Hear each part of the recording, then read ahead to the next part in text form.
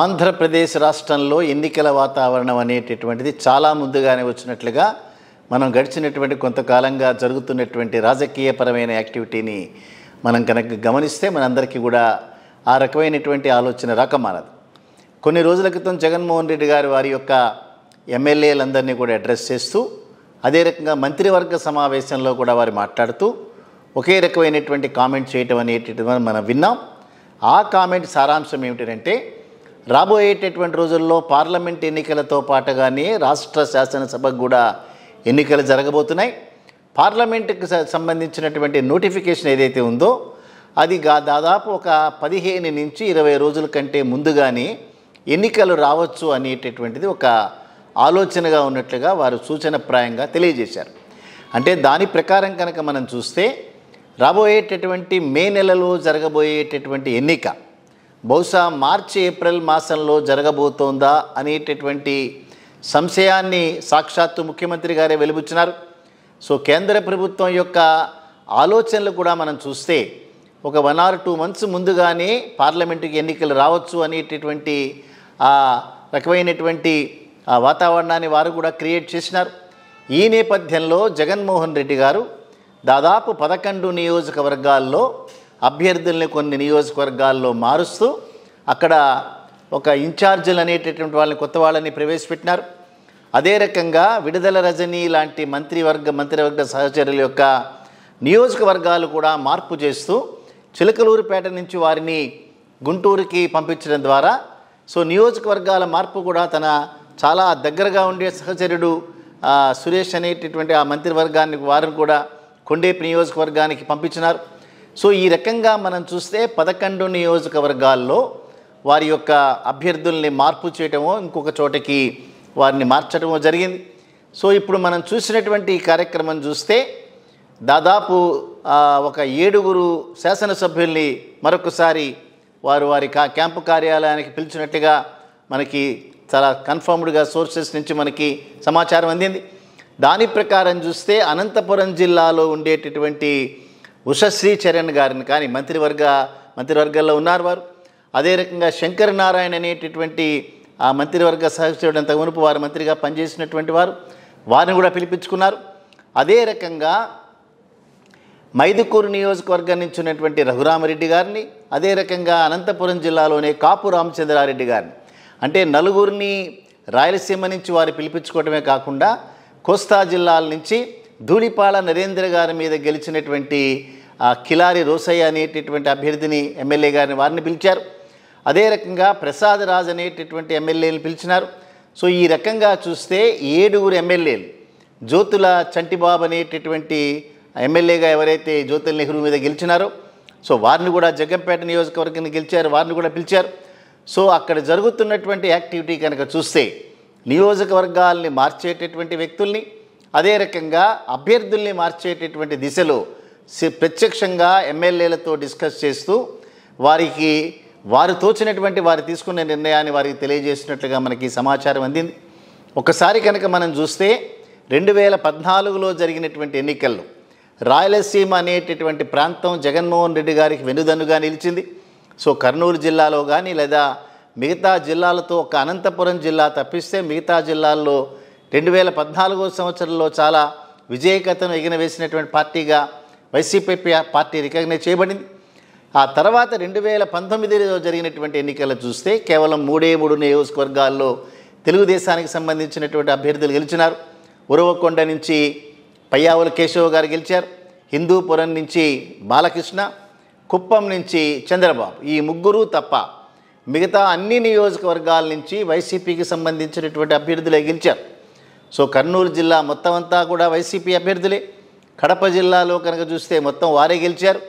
So ఈ రకంగా చూస్తే చిత్తూరు జిల్లాలో 1, అనంతపురం జిల్లాలో 2 తప్ప మిగతా జిల్లాల్లో అన్నీ మిగతా నియోజకవర్గాలన్నీ గెలిచినటువంటి వైసీపీ పార్టీ సహజంగానే తగు జాగ్రత్తలు తీసుకుంటుంది. ఎందుకంటే వారు గెలిచినటువంటి నియోజకవర్గాలు, అందుకని వెనుకబడిన సామాజిక వర్గానికి సంబంధించినటువంటి అనేక మంది వ్యక్తుల్ని ఐడెంటిఫై చేయటం ఆల్రెడీ జరిగిపోయింది.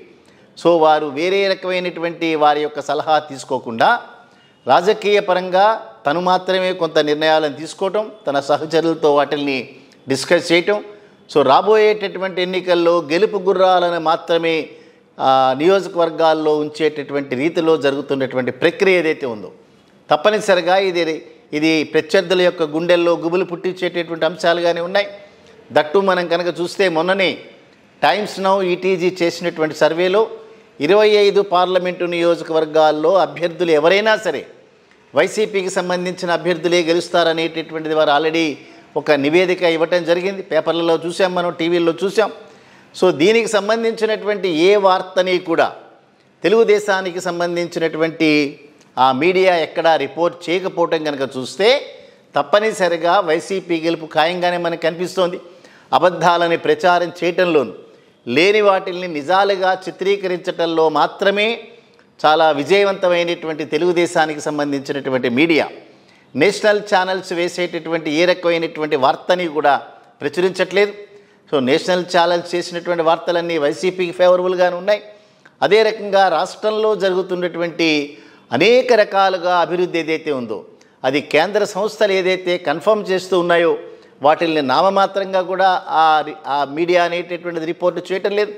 సో ఈ టైమ్స్ నౌ ఈటీజీ సర్వే వచ్చిన తర్వాత చంద్రబాబు నాయుడు గారు భుజాలు తడువుకుంటూ చేసినటువంటి ఒక ప్రెస్ కాన్ఫరెన్స్లో వారికి సంబంధించినటువంటి క్యాడర్నన్నీ కూడా ఉత్సాహపరచడానికి ఆంధ్రప్రదేశ్ రాష్ట్రంలో ఎవరిని అడిగినా కూడా వైసీపీకి వ్యతిరేకంగా మాట్లాడుతున్నారని చెప్పారు.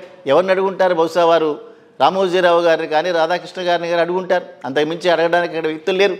నిజంగా చంద్రబాబు నాయుడు కనుక ఆంధ్రప్రదేశ్ రాష్ట్రంలో ఉన్నటువంటి ప్రజలను కనుక సర్వే చేసినట్లయితే బహుశా వారు 2024 ఎన్నికల్లో కంటెస్ట్ కూడా చేయలేకపోవచ్చేమో. అవే ఇవాళ నేషనల్ ఛానల్స్ అన్నీ చెప్తున్నాయి. ఇటువంటి నేపథ్యంలో జగన్మోహన్ రెడ్డి గారు ఏ రకమైనటువంటి వాటికి కూడా వెరవకుండా వాస్తవాల్ని వాస్తవాలుగా ప్రజల ముందుకు తీసుకువెళ్ళేటటువంటి ప్రయత్నంలో ఎవరైతే గడిచినటువంటి కాలంలో వారు ఆల్రెడీ చెప్పగానే చెప్పారు 40-50 మంది ఎమ్మెల్యేలు ఎవరో కూడా గడప గడపకి కార్యక్రమంలో వారు సరిగ్గా పార్టిసిపేట్ చేయటం లేదు. అదే రకంగా ప్రజలతో వాళ్ళు మమేకం అవటం లేదు. కాబట్టి వాళ్ళ యొక్క గ్రాఫ్ కనుక పెంచుకోకపోతే రాబోయేటటువంటి రోజుల్లో నేను ఒక సరైనటువంటి నిర్ణయం తీసుకోవాల్సి వస్తుందని అనేక రకాలుగా ముందు చెప్తూ వచ్చారు. అది ఇవాళ జనవరి మాసం నుంచి కూడా బహుశా మనకు అందినటువంటి సమాచారం అదే కనుక నిజమై ఉంటే జనవరి మాసంలోనే వైసీపీకి సంబంధించిన అభ్యర్థుల యొక్క లిస్ట్ అనేటటువంటిది రిలీజ్ కాబోతోంది అనేటటువంటి మాట మనకు తెలిసింది.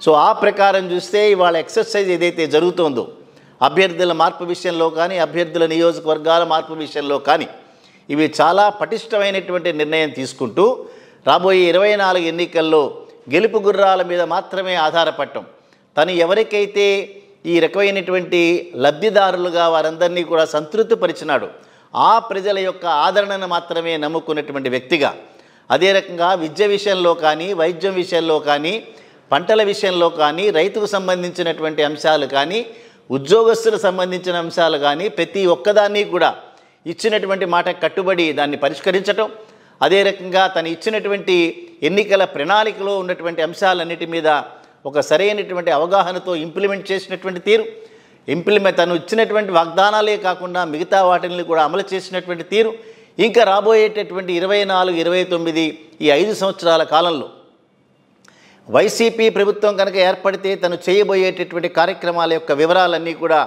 చాలా స్పష్టంగా తెలియజేసేటటువంటి నేపథ్యంలో అతి కష్టమైన అతి క్లిష్టమైనటువంటి ఒక అభ్యర్థుల యొక్క డిక్లరేషన్ ఏదైతే ఉందో దాన్ని చాలా దిగ్విజయంగా అండర్టేక్ చేయటం మనం చూద్దాం. రాబోయేటటువంటి రోజుల్లో గెలుపు గుర్రాలు అనేటటువంటి వాళ్ళ వైసీపీ తరఫున వాళ్ళ యొక్క కులాల ప్రస్తావన లేకుండా ప్రాంతాల ప్రస్తావన లేకుండా అభ్యర్థులు ఎంతటి పటిష్టమైన వారైనా సరే ప్రజలతో కనుక మమేకం కాకపోతే ప్రజల యొక్క సమస్యలు కనుక తీర్చేటటువంటి రీతిలో వారి యొక్క పాలనా విధానం కనుక లేకపోతే నిష్కర్షగా వాళ్ళ మార్పు జరుగుతుందని ఆల్రెడీ వాళ్ళ వరకు ఏదైతే సంకేతాలు ఇచ్చారో ఆ సంకేతాల ప్రకారమే అభ్యర్థుల నిర్ణయం జరుగుతుందనేటటువంటిది రాబోయే కాలంలో మనం చూద్దాం. ఈ గెలుపు గుర్రాలు ఎంతవరకు ప్రజల యొక్క మన్ననలు పొందుతారనేటటువంటిది భవిష్యత్తులో తేలబోతుంది.